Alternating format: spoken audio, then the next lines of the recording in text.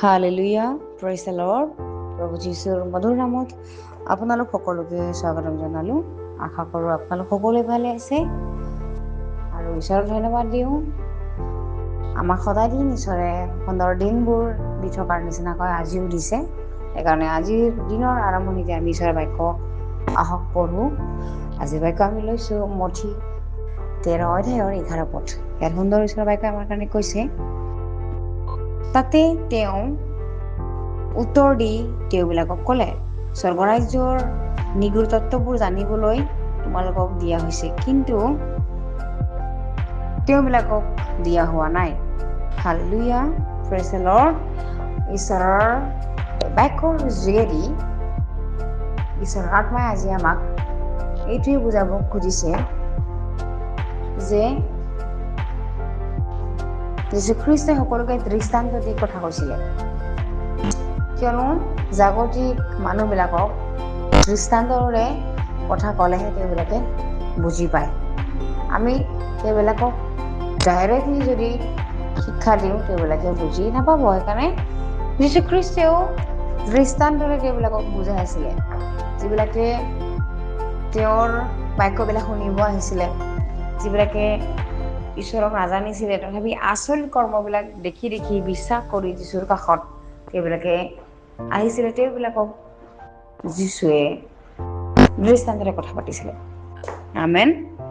আৰু সেই দৃষ্টান্তৰে তেওঁবিলাকক অৰ্থ শেষত বুজাইছিলে আৰু কোনটো ভাল, কেনেকুৱা কি হৈছে তেওঁবিলাকক প্ৰশ্ন কৰে আৰু সেই মানুহবিলাকে উত্তৰ দিয়ে, বুজি পাই পেলাই উত্তৰ দিয়ে যে এইটো এনেকুৱা বুলি। সেইকাৰণে কিন্তু শিষ্যবিলাকে তেওঁক এইটোৱে কৈছিল যে কি কাৰণে বাকী মানুহবিলাকক দৃষ্টান্তৰে কথা কয়। প্ৰভু যীশুৱে মানুহবিলাকক কি কাৰণে দৃষ্টান্তৰে কথা কয়। বেলেগ হিচাপেও কথা ক'ব পাৰে বা শিষ্যবিলাকক যেনেকৈ কথা পাতে বাকীবোৰ মানুহবিলাককো তেনেকৈ কথা ক'ব পাৰে, কিন্তু শিষ্যবিলাকক এৰি বাকীবিলাকক কিয় দৃষ্টান্তৰে কথা কয়, এইটো শিষ্যবিলাকে প্ৰভু যীশুক প্ৰশ্ন কৰিছিলে। তেতিয়া যীশুৱে কৈছিলে যে স্বৰ্গৰাজ্যৰ নিগুৰ তত্ত্ববোৰ জানিবলৈ তোমালোকক দিয়া হৈছে বুলি কৈছে। হালেলুয়া। যিবিলাকক ঈশ্বৰে মনোনীত কৰে, যিবিলাকে যীশুখ্ৰীষ্টৰ নামেৰে বিশ্বাস কৰি বাপ্তিস্ম লয়, তেওঁবিলাকৰ কাৰণেহে স্বৰ্গৰাজ্যৰ নিগুৰ তত্ত্বৰ কথাবিলাক, আশীৰ্বাদবিলাক দিয়া হৈছে। আৰু যিবিলাকে যীচুক গ্ৰহণ নকৰে, জানিও একচেপ্ট নকৰে, জানিও যীশুৰ ওচৰলৈ আহিব নোখোজে, মন পালন নকৰে, তেওঁবিলাকৰ কাৰণে বা পৰজাতিবিলাকৰ কাৰণে স্বৰ্গৰাজ্যৰ নিগুৰ তত্ত্ববিলাক দিয়া হোৱা নাই। সেইকাৰণে তেওঁবিলাকক বুজিবৰ কাৰণে যীশুখ্ৰীষ্টই দৃষ্টান্তৰে কথা কৈছিলে। প্ৰিয়সকল, আমি জানিবলৈ পাই আহি আছোঁ যে সৰু সৰু শিশুবিলাকক সাধু কথাৰে বুজায়। আমেন। সাধু কথাৰে বুজায়, তেওঁবিলাকক কিছুমান কাহানীৰে বুজায়। ঠিক তেনেকৈ যীশুখ্ৰীষ্টেও বাকীবোৰ মানুহবিলাকক দৃষ্টান্ত ব্যৱহাৰ কৰি তেওঁবিলাকক বুজাইছিল, কিন্তু শিশুবিলাকক তেওঁ সঁচাকৈ বুজাইছিল, কোনো উদাহৰণ দি বুজোৱা নাছিলে।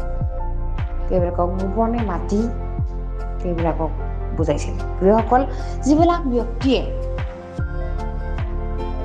ব্যক্তিয়ে ঈশ্বৰৰ আশীৰ্বাদটো ল'বৰ কাৰণে হেঁপাহ কৰি থাকে, সদায় তেওঁবিলাকৰ মনবিলাক ঈশ্বৰৰ কাৰণে হাবিয়া হৈ থাকে, সদায় তেওঁৰ লগত সম্বন্ধ থাকে স্তুতি আৰাধনাত, এইবিলাকে প্ৰভু যীশুৰ ওচৰৰ সম্বন্ধ হয়।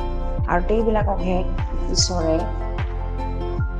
ডাইৰেক্ট কথা পাতে, দৃষ্টান্তৰে কথা নাপাতে, কাহানীৰে কথা নাপাতে।